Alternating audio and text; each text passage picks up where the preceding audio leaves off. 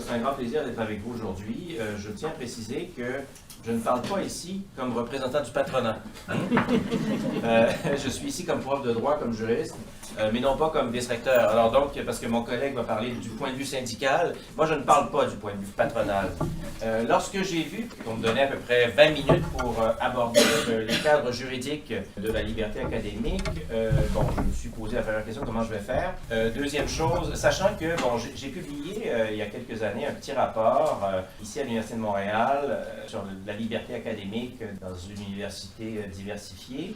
Et je retravaille ce manuscrit de 80 pages. Je suis déjà rendu à peu près à 250 pages. Alors, vous comprendrez que je n'aborderai pas tout ça en 20 minutes. Donc, je voudrais simplement jeter les bases de la discussion en identifiant un certain nombre de balises juridiques qui, justement, forment le régime juridique de la liberté académique en contexte canadien et québécois. Je vais soulever certaines questions aussi parce qu'il y a certains éléments qui sont un peu plus nébuleux. Mais donc, c'est le but de l'exposé aujourd'hui. Un premier mot d'abord sur les sources de la liberté académique au Canada et au Québec. Il y en a plusieurs et évidemment, bon, je vais mettre l'accent sur le Québec, mais ça varie un petit peu selon les provinces. Sur le constitutionnel, et je vais d'abord prêcher pour ma paroisse puisque je fais du droit constitutionnel, il faut bien voir que contrairement à ce que l'on voit dans d'autres constitutions, comme en Espagne, par exemple en Allemagne, où la liberté académique, ou une variation sur le thème de la liberté académique, comme par exemple en Espagne, il y a la libertad de cátedra, la liberté de chalon, est consacrée dans le texte formel de la Constitution. On ne retrouve absolument pas ça dans le texte de la Constitution canadienne. Dans un arrêt de 1990, l'arrêt McKinney, il s'agissait d'un cas d'une politique de retraite obligatoire qui était contestée au nom du droit à l'égalité et qui soulevait la question de l'applicabilité de la Charte canadienne des droits et libertés aux universités. La Cour a évoqué l'importance de la liberté académique, importance fondamentale dans une société libre et démocratique, notamment en lien avec l'autonomie des universités. Donc, on a reconnu ça plutôt comme un intérêt constitutionnel que comme un droit constitutionnel stricto sensu.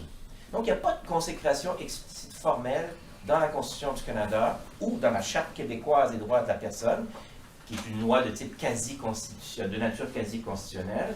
La protection constitutionnelle ou quasi-constitutionnelle que l'on peut déduire des cadres applicables est dérivée. Elle est implicite et elle découle largement de celle qui est conférée à la liberté d'expression.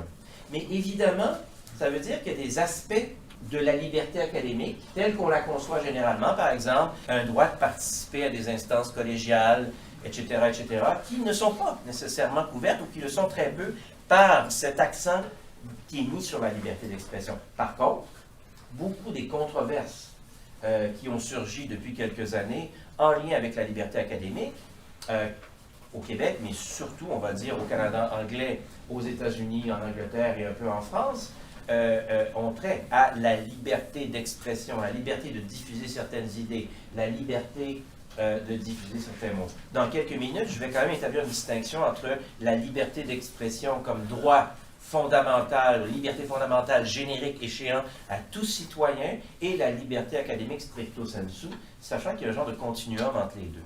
Bon, il y a un enjeu que je veux mentionner d'entrée de jeu lorsqu'on parle des sources constitutionnelles de la liberté académique, c'est que la Charte canadienne des droits et libertés s'applique à l'action gouvernementale. Et justement, dans cet arrêt McKinney, de 1990, la Cour suprême a adopté un test du contrôle. Pour qu'une entité soit considérée comme faisant partie du gouvernement, à partir d'un certain nombre de critères, on doit pouvoir en venir à la conclusion que le gouvernement contrôle l'entité en question, ce qui n'est pas le cas de la plupart des universités, notamment dans un contexte où les cadres juridiques veulent favoriser l'autonomie des universités. Donc, il y a un enjeu de ce côté-là. L'évolution de la jurisprudence, pas au niveau de la Cour suprême du Canada, mais au niveau des cours d'appel, est un peu mitigée. Il y a en Alberta une série d'arrêts de la Cour d'appel qui appliquent de manière générale, je dirais, la Charte canadienne aux enjeux expressifs qui surgissent dans les enseignes universitaires. c'est un peu marginal par rapport à ce que les cours d'appel des autres provinces font, qui suivent davantage ce que la Cour suprême enseigne dans McKinney. Alors, il y a comme une espèce de dissonance cognitive qui est intéressante, parce que ce faisant, en adoptant la position qu'elle adopte, la Cour d'appel de l'Alberta n'applique pas le test du contrôle, mais de la fonction. C'est-à-dire, on dit que l'éducation, l'enseignement supérieur, c'est une fonction gouvernementale, et donc, tout ce qui... Bon, alors vous voyez, le genre, je ne vais pas entrer dans la technique, mais je vais quand même soulever ça. Bon, revenons vers le Québec. Volet quasi-constitutionnel. Nous avons au Québec une charte, la Charte des droits et libertés de la personne, qui, contrairement à la plupart des lois sur les droits de la personne provinciale, sauf peut-être deux, n'est pas qu'une loi anti-discrimination. C'est une loi qui consacre des libertés fondamentales, dont la liberté d'expression. Alors donc, et par ailleurs, la Charte québécoise s'applique non seulement à l'action gouvernementale provinciale, mais aussi aux acteurs privés.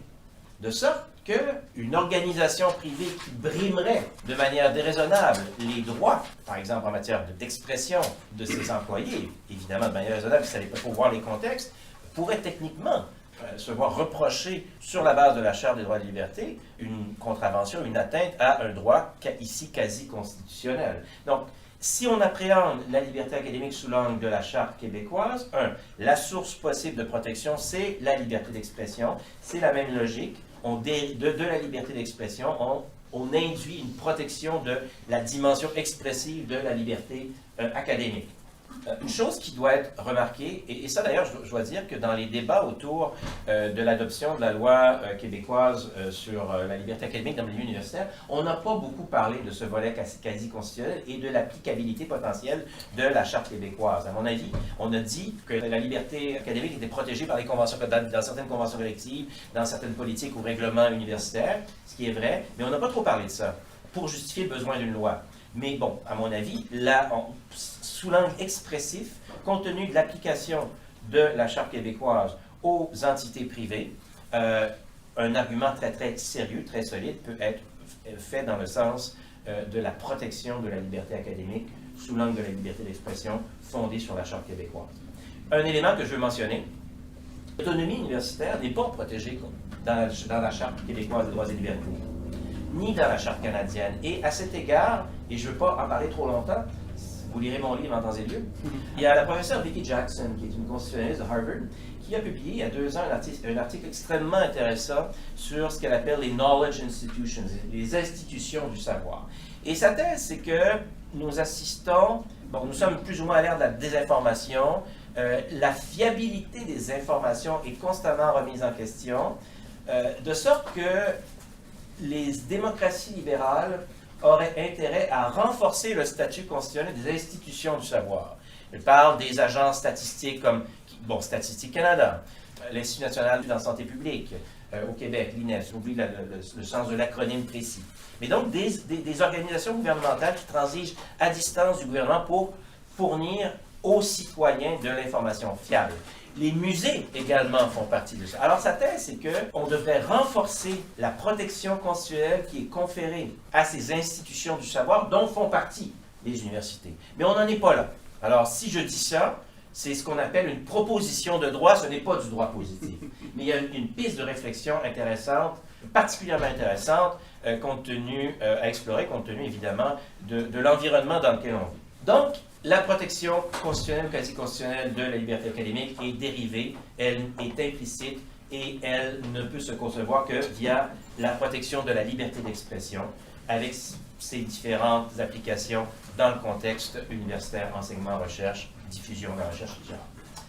Bon, les sources infraconstitutionnelles. Avant la loi sur la liberté académique dans le milieu universitaire au Québec, évidemment, il y avait un genre de courte pointe de protection.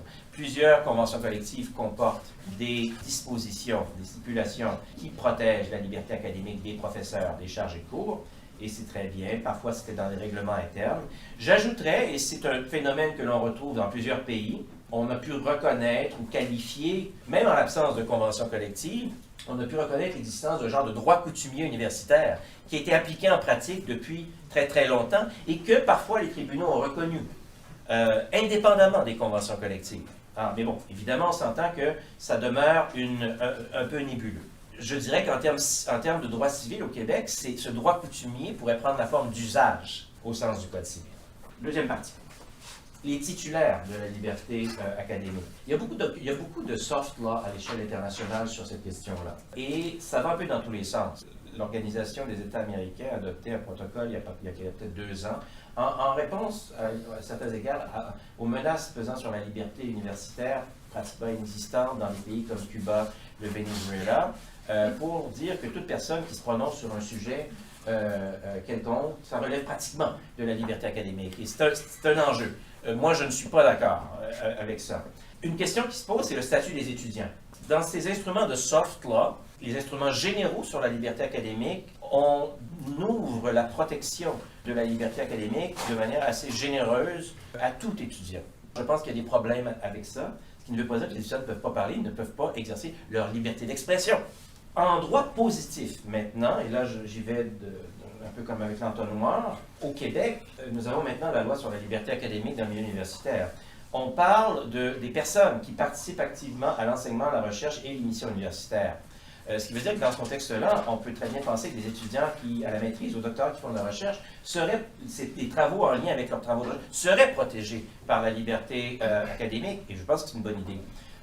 Par contre, un étudiant de première année ne serait pas protégé par la liberté académique, mais par contre, s'il veut mettre en question ce que le prof dit, et c'est bien qu'il le fasse, c'est protégé, ça aussi, par la liberté d'expression. Autrement dit, ce n'est pas l'un ou l'autre, c'est un continuum de la liberté académique vers la liberté d'expression, et de la même façon, j'anticipe un peu par rapport à ce que j'allais dire, un professeur ou une personne qui enseigne, quel que soit son statut de prof, chargé de cours ou autre, qui se prendrait position sur une question quelconque, sans nécessairement que ça relève de sa liberté académique, pourrait néanmoins revendiquer la protection de sa liberté d'expression. L'université ne peut pas sanctionner des profs ou des chargés de cours parce qu'ils ont dit telle ou telle chose qui ne plaît pas à l'université dans l'exercice de leur liberté d'expression. Évidemment, pour peu que ce soit une expression légale. Je ferme la parenthèse. Pour moi, et je pense qu'il y a des assises juridiques assez fortes pour affirmer ça, le critère de l'expertise et de la participation à l'accomplissement des missions universitaires sont extrêmement importants, voire incontournables lorsqu'il s'agit à la fois déterminer l'identité des titulaires de la protection sur la liberté académique, mais aussi la portée. Très rapidement, sur la portée, la liberté académique, tout comme la liberté d'expression, n'est évidemment pas absolue. Hein? Il n'y a pas d'immunité conférée à une personne qui, par exemple, enseigne dans une université. Ça ne crée pas de zone hors droit. Alors, la propagande haineuse, l'expression discriminatoire, la diffamation, le harcèlement, des atteintes à la vie privée, ce sont des questions d'ordre public et la liberté académique ne permet pas d'enfreindre les dispositions d'ordre public. Il y a donc des limites extrinsèques qui influent sur la portée juridique réelle de la liberté académique, ce que je viens de mentionner. Il y a certaines décisions collégiales aussi qui sont prises dans l'exercice de la gouvernance universitaire qui ont un impact sur ce que concrètement les profs et enseignements font.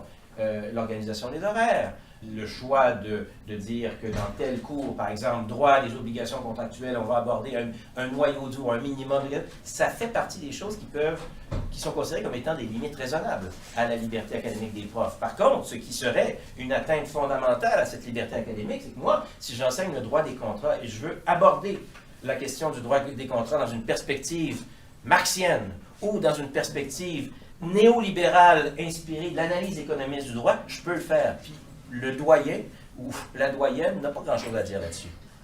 Donc, le regard que l'on porte sur l'objet, ça, c'est vraiment protégé. Évidemment, la liberté académique, en contexte universitaire, module le devoir de loyauté des personnes qui en sont titulaires. Un prof, un chargé de cours peut critiquer vertement et vigoureusement l'administration de son université. Ça ne veut pas dire qu'il n'a pas de devoir de loyauté, mais il y a une modulation qui est faite à cet égard-là. Il y a aussi une limite intrinsèque, à mon sens, à la liberté académique, et je vais terminer avec ça, qui est liée à l'expertise des personnes qui enseignent. C'est un critère d'expertise qui doit être interprété largement parce qu'on peut évidemment soutenir, et on le voit dans les faits, qu'à partir d'un noyau dur d'expertise découlant de la formation qu'une personne a reçue dans le cadre de son parcours académique, on évolue vers autre chose, mais encore faut-il que cette évolution réponde à des critères universitaires qui font en sorte que quelqu'un, par exemple, si un juriste de droit qui fait du droit constitutionnel dérive vers la science politique, puis dérive, c'est pas péjoratif du tout, là, dérive vers la science politique ou l'inverse, on s'attend à ce que, d'une certaine façon, son discours et les méthodes qu'il emploie soient reconnaissables comme valables par les collègues qui, justement, sont de la discipline, qui l'accueillent, en guillemets. Bon.